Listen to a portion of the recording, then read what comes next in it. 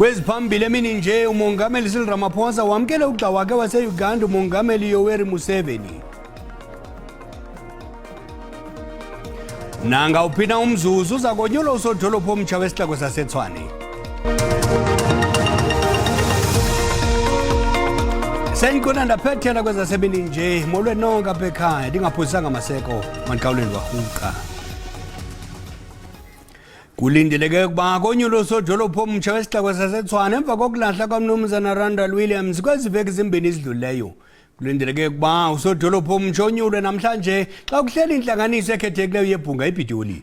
Kusenjalo kukho ukujongana ngezikhono zamehlo phakathi kwamaqela ezopolitiko kweli bhunga kulandela isigrogriso sokususwa kukagqirha Munurwa Makwaleka njengosomlomo ngesizathu sokubeka ubumbano lukarhulumente obambiswana emngciphekweni. Ibhunga lomasipala waseTshwane lizilungiselela ukwamkela usodolophu omtsha. Kulindeleke ukuba ibe ngumlo wesisihlalo sokukhokhela esi sixeko singundlunkulu lomzantsi Afrika. Ooceba baseTshwane baza kunyula usodolophu wesihlanu we-DA ukususela ngo-2016. It will possibly be not a change in government, but rather a change only in the position of the mayor. Because the current coalition does have a majority that they can continue with. Randall Williams wangena kwesi sihlalo sokuba ngusodolophu ngo-2020 waqala ukutshiswa ngamalahle mhla imibutho yanengxaki ngendlela wasiphatha ngayo isivumelwano sekontraka seCratos Consortium sokuzisa amandla. Esajonge leyo ingxelo yomphicothi wencwadi yadandalazisa inkcitho-mali ebalelwa kwiibhiliyoni zeerandi. Hayi ke kwacaca ukuba uyavutha umlilo kule ndedeba. Ngenxa yeemeko ezimaxongo zemali lo masipala waseTshwane akakwazi nokuhlawula u-Eskom. So there's been misconduct, there's been a lack of oversight, and we can take responsibility and put new systems in place. And that's how we responded. It's not business as usual. Umanyano lemibutho lutyumbe ilungu lendlu yowiso-mthetho le-DA uSilius Brink ukuba angene kwesi sihlalo, akwaziwa ke ukuba iyakuzala nkomuni. Kusenjalo, imibutho yahlukeneyo ifuna ukukhupha usomlomo esihlalweni sakhe.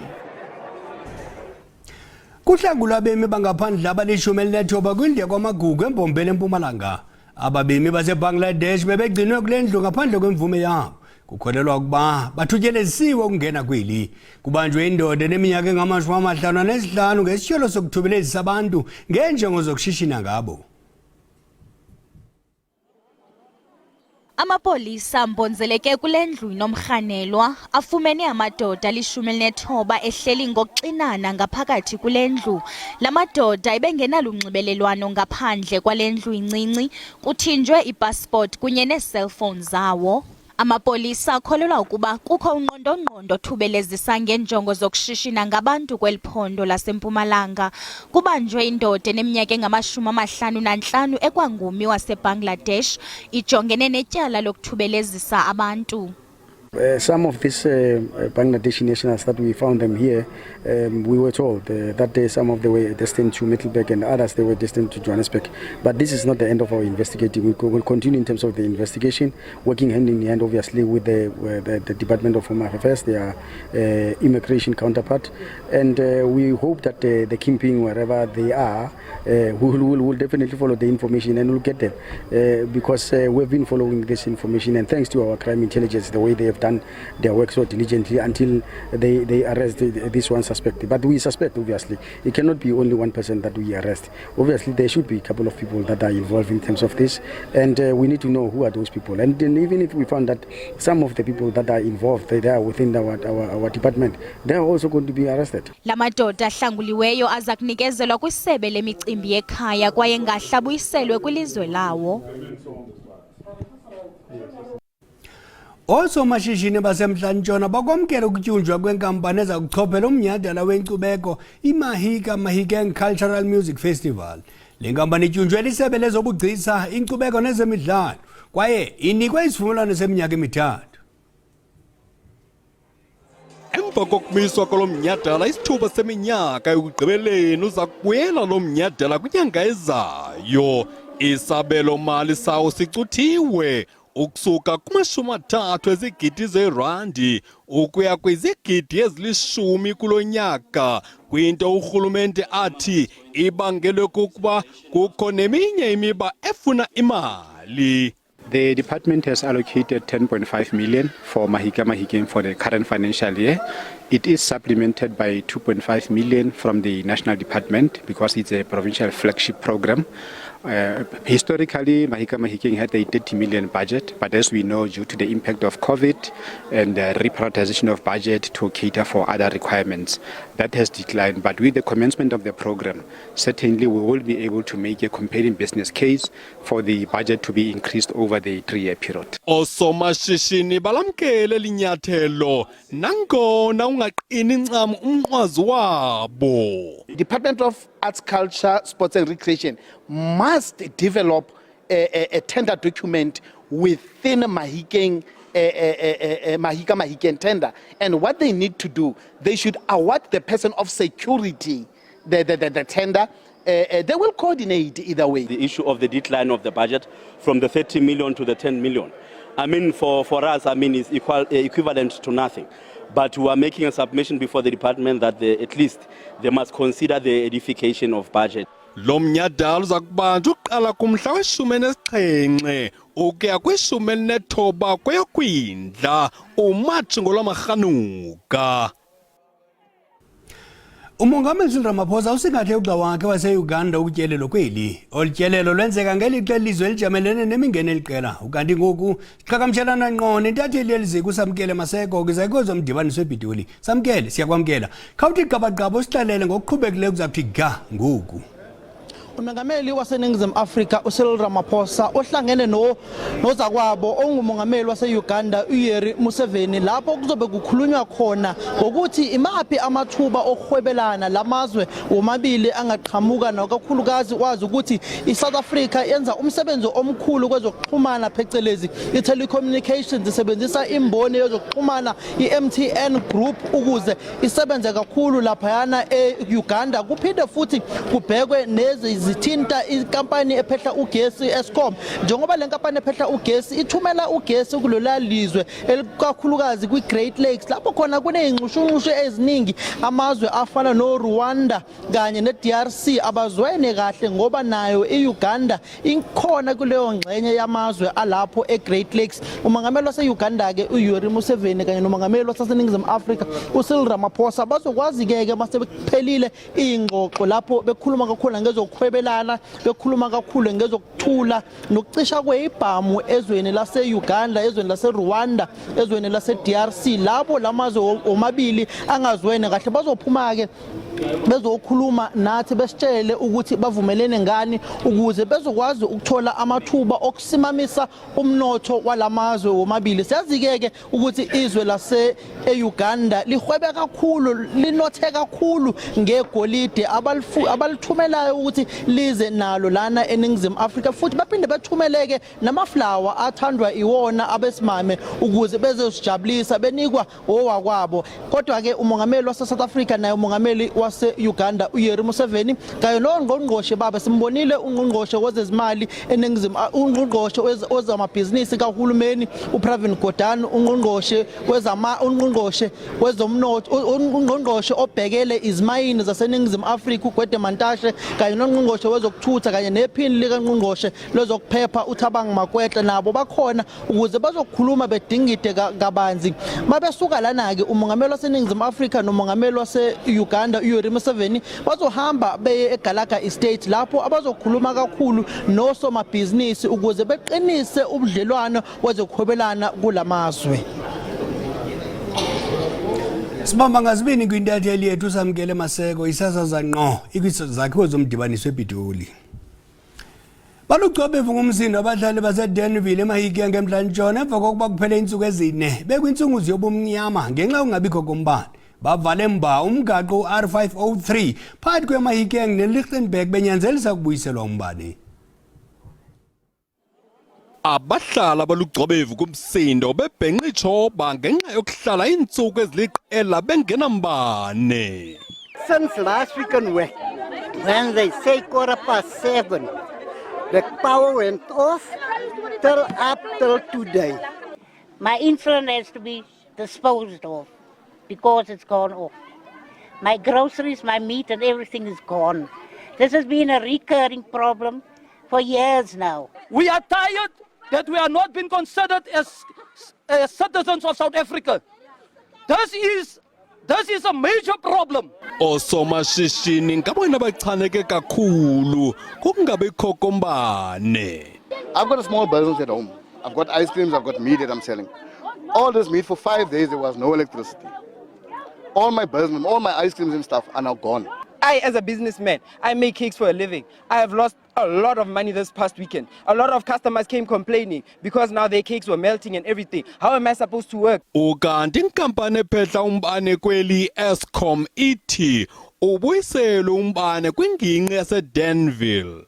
There was a cable fault that affected a feeder that supplies Danville. The area is a wetland. Any vehicle that Eskom sent to site got stuck in the water and mud. However, Eskom finally dispatched its technicians to start with the work, and power has been restored as we speak. Kuye kwaphazamiseka ukuhamba kwezithuthi ngethuba loqhankqalazo. Ngoku masiphosa amehlo kumagqabantshintshi ezithe zaqaqamba kwihlabathi. Inkokheli yaseNorth Korea lawula ngegqudu Kim Jong-un unike umyalelo ongqingqwa kumagosa karhulumente wakhe ukuba aqinise umqolo kwiimveliso zezolimo emva kwenkxalabo yokushokoxeka kokutya. UKim uzikhaba ngawumani izityholo zokuba ilizwe lakhe lithwaxwa yebomvu indlala. INorth Korea yenziwa ikheswa ngamanye amazwe ngenxa yokuthi gqolo ivavanya izixhobo zentshabalalo nolwamvila lukagilikanqo kagawule geca icorona.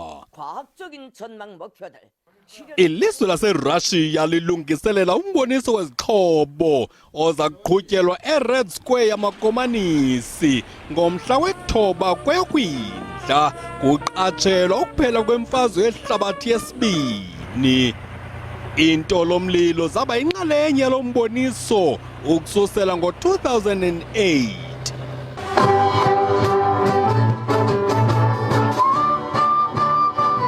Qakatha qelele eParaguay. Iqela lentambulo elikhalisa izixhobo ezakhiwe ngenkunkuma ephinde yasetyenziswa libambe umnhydala womculo kufutshane nendawo yokulahla inkunkuma etiphini. Ababukeli ngabasebenzi benkampani ethutha inkunkuma kwiphulo elixhaswa ngurhulumente lokunciphisa ungcoliseko eLa Paz.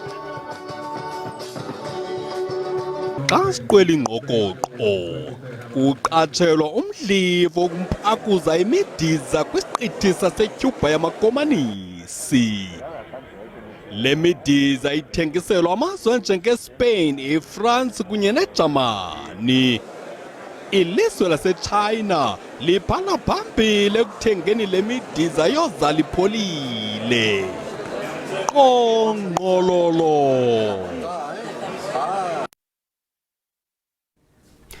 Kubanjwe umsitho wokuwonga oosomashishini abenza umehluko ekuhlaleni ngumbutho iHollywood Foundation kutshanje.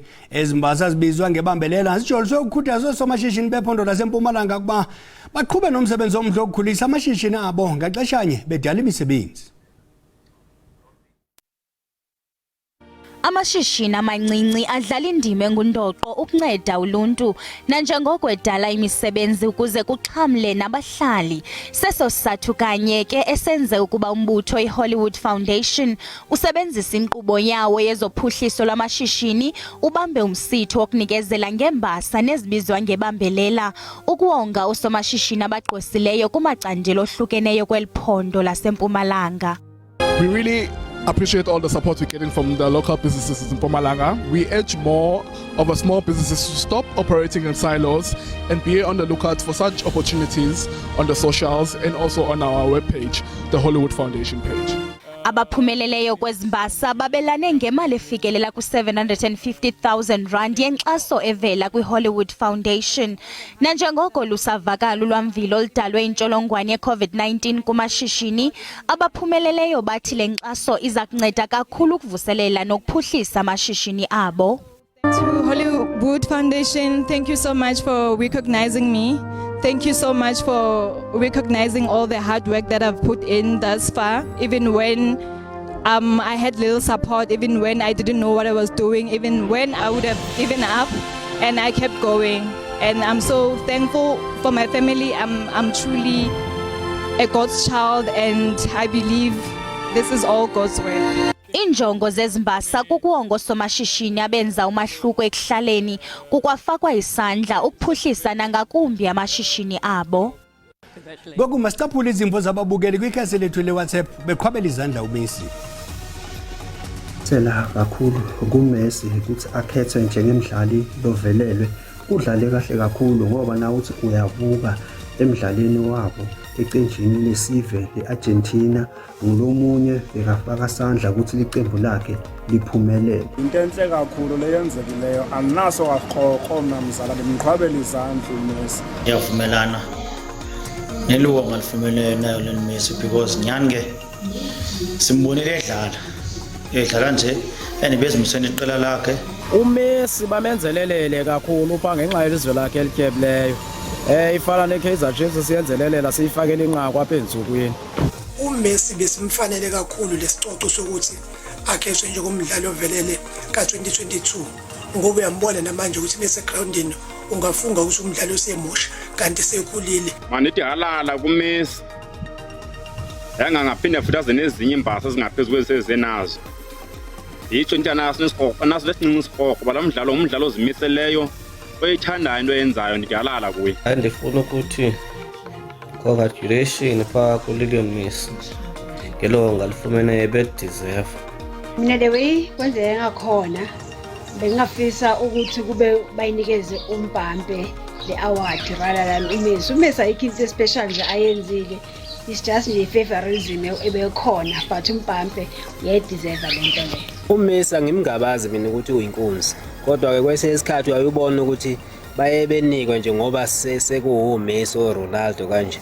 Umbabe mina bengamnika lo muntu kwi-World Cup ube yi-top goal scorer, so udlale kahle kakhulu. Cristiano Ronaldo noMbabe bayadlala kodwa abafiki kuMessi, uyayibeleka eArgentina uMessi eyedwa. Hayi noma ngaqokwa uMessi njengomdlali wonyaka u-2022 umhlaba wonke kulungile siyambongela, kodwa mina inkunzi namanje ngisasho ile yasePortugal uCristiano Ronaldo uyena inkunzi umhlaba wonke ngoba usekwazi ukudlala amazwe amaningi, wadlala amathimu amaningi elokhu evelele.